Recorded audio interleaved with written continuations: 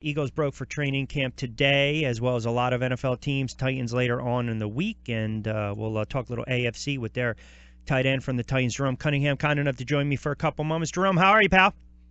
I'm doing well. Thank you for having me on, Rich. I appreciate a couple moments. And, the first thing that comes to mind is you look at this Titans team going forward, and I know this is going to be your first stint with them, but you look at this team, and last year, a tiebreaker away, a couple losses here and there, Mariota going down. This is a playoff team, and I certainly think offensively there's a lot of depth with this team, and there's a lot of offensive weapons. I'm just curious, tight end position, do you kind of salivate at the prospect of catching passes from Marcus Mariota?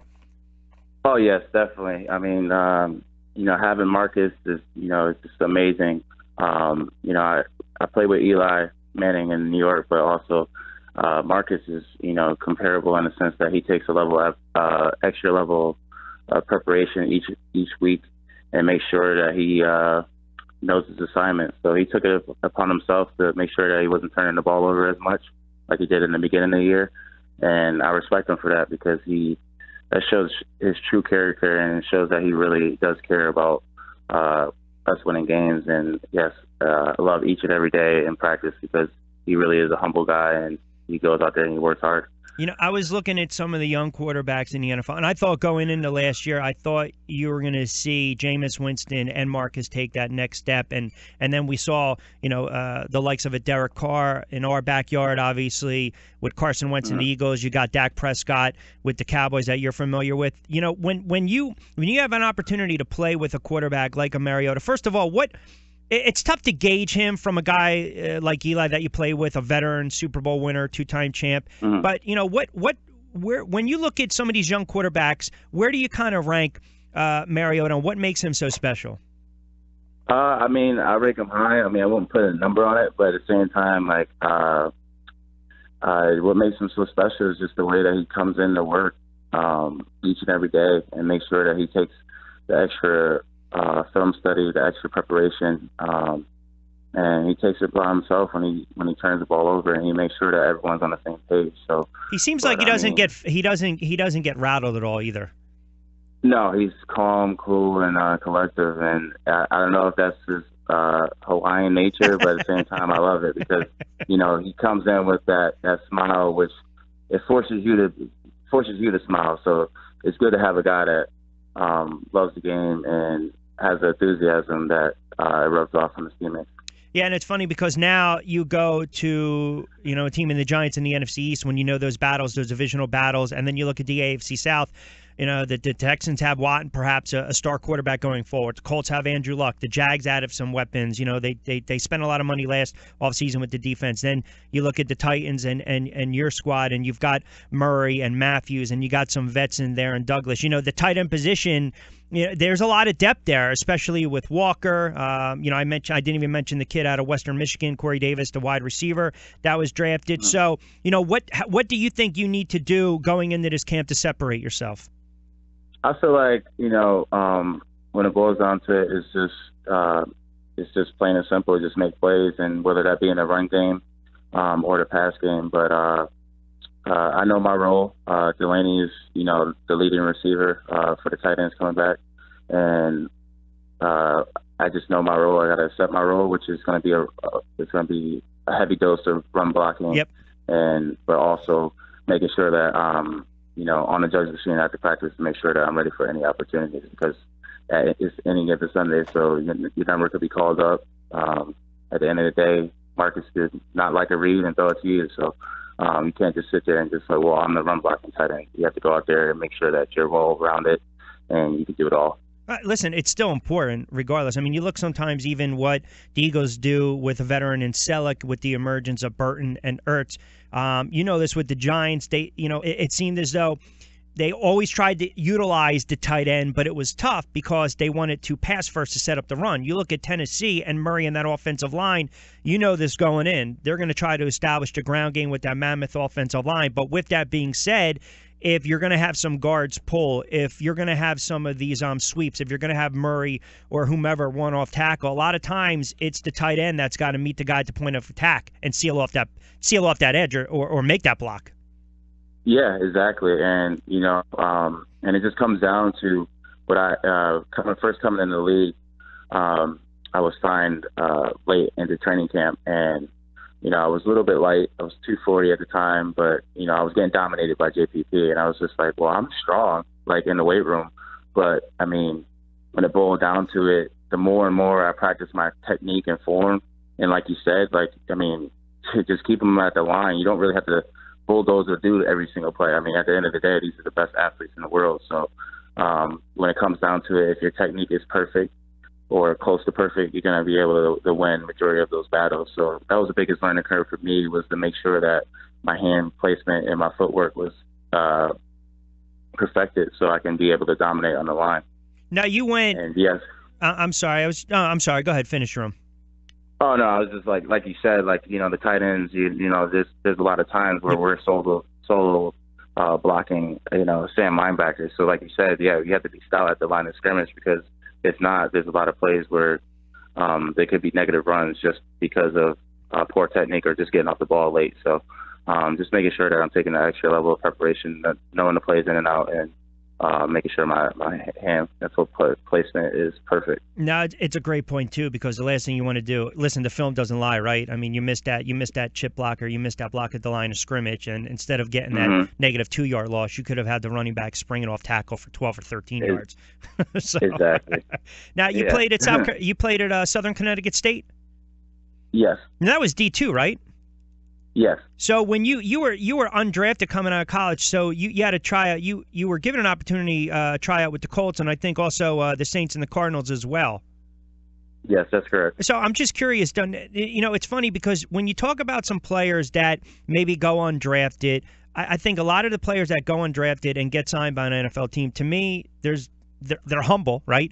Because they're not drafted, whether they come from D2, D3, or in some cases even some of the big colleges where they're overlooked. But I think those are the players that come in with a little more chip on their shoulder and something to prove. But I was also reading somewhere you were still working part-time at a rental company where you were still to try sign on with an NFL team. So you had to work, and you had to figure out a way to stay in shape.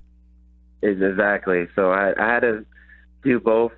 Majority of times I would either do it after work, or depending on the workload. And then some days I would go home at 8 o'clock. So I would figure I'd just wake up at 4 o'clock, work out. I didn't go to work. But yeah, it was tough, especially at the time. It was good that it was a good job. So I was able to use that money for training at my trainer's facility. It's called Breakout Athlete in Brantford. And I would go there, during lunch breaks or after I work. So it was good learning experience, because like you said, it gives you that chip on your shoulder that, hey, like, listen, like this is not guaranteed. Like this, you're realizing the business aspect of football, even though you haven't even signed a contract yet. I had 3 rookie minicamp trials, like you said, with the Colts, the Cardinals, and the Saints, and they all went well. But at the same time, they were like, hey, like, listen, we appreciate you coming out, and we'll let you know if we have any injuries, or we'll let you know down the road. But I hate taking no for an answer, and I like to just make sure that I'm working hard, because growing up in Waterbury, Connecticut, nothing was given to me, which is another factor that enabled me to continue to work hard and never give up. So yeah, like you said, the undrafted life is crazy, and it's it's not fun. It's not fun, but at the same time, you are respected right. the longer that you play. There's a lot of people that are like, hey, like you played 1 year with the Giants, 2 years on practice squad. You came out of Southern Connecticut State. A lot of people don't even know that there's other schools besides UConn and Connecticut. So, but it's fun to sit there, and people ask me all the time about Connecticut, and I just make sure that I want to leave my legacy and make sure that I represent my state and my community. Hey, listen, the whole point of it, right? You got to enjoy the journey, no matter how many times you get cut or how many times you get signed. We know this, even when it comes to practice squad. I call you guys, with all due respect, guys that have signed or even get cut or released and then play with the practice squad. A lot of times they're mercenaries, because you guys have to you have to bust it more than anyone out there, because you got to figure out a way to stand out. You just have Exactly. to. And then, and it's funny, you mentioned some of the teams that you tried out with. So you mentioned the Saints. So you got Drew Brees as quarterback. You got Carson Palmer with Arizona. You had Andrew Luck with Indianapolis. You played with Eli. I know you were with the Jets as well. Now you're with Tennessee, and you got a quarterback in Mariota. So I know it's not anything you're taking for granted. I'm curious to ask you this, though.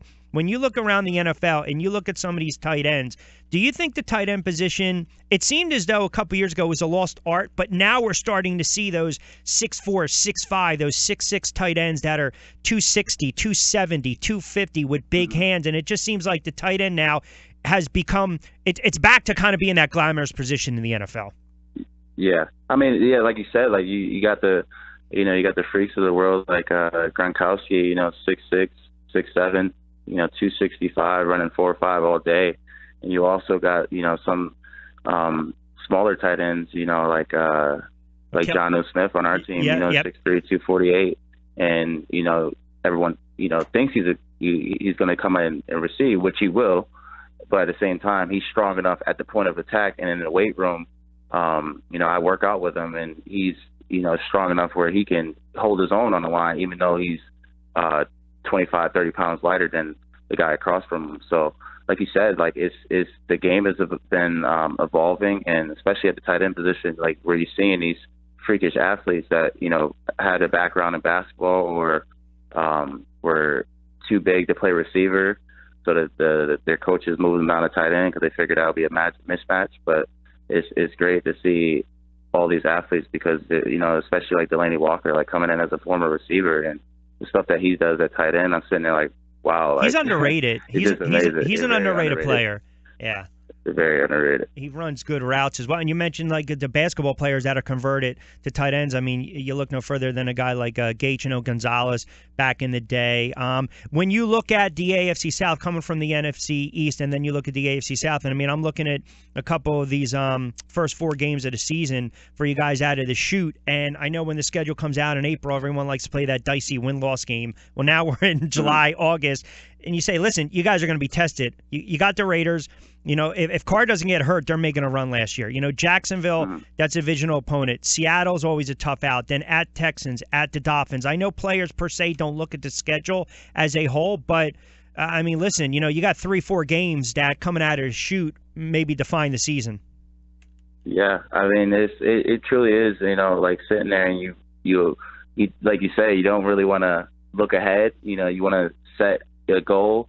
And then once you achieve that goal, then the next goal. And, like you said, we have to take it as a week-by-week basis. But, like at the end of the day, a lot of teams could look good on paper. And I'm loving the way that we're looking right now. But at the same time, we still have to handle business, because at any, on Sunday it's guerrilla warfare and, anything can happen. Like you can have the better team, but if you turn the ball over, you're like one turnover, you're 78% likely to lose the game. So if we continue to keep handling the ball and making sure that we're taking care of the ball and making sure that we're getting takeaways, I feel like we'll have a great year. But like you said, like it's good to see those teams, but at the same time, like working just as hard as us. At the end of the day, we're all 0-0, and we all have goals and aspirations that we want to achieve. And the biggest thing is just to worry about us as a whole getting better each and every day in practice and making sure that we're ready for game 1. 2 more before I let you get out here. And again, Titans tight end Jerome Cunningham joining me for a couple moments. We'll take you up to 2 o'clock. As a player watching the Super Bowl last year and everything unfold, I mean, do you sympathize with the Falcons in that situation, or you kind of marvel at the fact that, Tom Brady, you can make the case, arguably one of the greatest quarterbacks ever, or at least of this generation. I mean, as a player, you're watching that unfold last year. What's going through your mind? Well, it was a little bit different for me because I grew up a Patriots fan. So, every time I see them on TV, I try to make sure that, I mean, obviously I'm a fan of whatever team I play for, but I make sure that I check in. Yeah, I make sure that I check in and see how they're doing. And like you said, like in that Super Bowl, like, the game, it was interesting stats all across the board. Atlanta had those 2 turnovers, and then the Patriots were winning time of possession, and they had total yards. So I told my friend, I was sitting at watching the game because we're showing these stats all the time. I'm like, yeah, they did turn the ball over twice, but at the same time, like the defense, the Atlanta Falcons defense has just been on the field for so long. So I was like, if they're going to make something happen, it has to happen this drive because, down that many points in the fourth quarter, it had to happen now. Yeah, and but why not run the ball, though? Why not run the ball? You have Ryan drop back to pass. I mean, seriously. And then Freeman miffs it to block, and that turned the whole tide of the game around. Yeah. It's challenging and tough, and at the end of the day, like, it's sad to see that happen, but at the end of the day, you gotta sit there and Atlanta was just saying true to themselves. Like, they were like, hey, they can't stop the pass. Yeah, that's true. And they were just going with they have Julio Jones and they have a great receiving corps, so they figured that they were just gonna have faith and give it to their skill players and tackle them, and that's basically what their thought process was. But it sucks though. It's good to have a coach or coaches that have faith in you, but it just sucks that it didn't go in their favor though. Yeah. Last one before I let you get out of here. I see you're repping, you're doing some stuff, or at least wearing some of the good gear from PG Sports. Great kid up there, Paul, in Connecticut. How about what he's doing with some of that merchandise with some of you athletes? Yes, yeah, he's great. Paul is a great human being, and he reached out because I played with him. I played with his good buddy from high school, and I played with him at Southern Connecticut State. So he reached out to me, and he just had great motivational T-shirts that I sit there and like, yeah, my leg's a little bit sore, and then do I want to work out? There's days like that. Sure. But at the same time, I look at the shirt and it just says one of the shirts they gave me is consistency is key. Yeah. So that keeps just like those motivational sayings and just having it on a shirt where you put it on and you make sure that you attack the day with the same intentions as the words on your shirt say. So I love the fact that he takes the initiative to make sure that he has a lot of motivational quotes and yeah, he has great products, and I just want to thank Paul for everything he has done for me. Yeah, he's doing a good job. And all right, well, listen, I held you long enough. Always appreciate it. Good talking some football. The best of luck. Like I said, you guys are going to have that quarterback's going to have a lot of weapons to play with this year. He's going to have a lot of toys, let's just say. Yes, he will. Yes. All right, well, listen, best of luck with training camp around the corner, and certainly we'll talk along the way and hopefully during the regular season. Thank you, and you have a blessed day. All right, you too, Jerome. Thanks, pal. Appreciate it. All right, a couple minutes with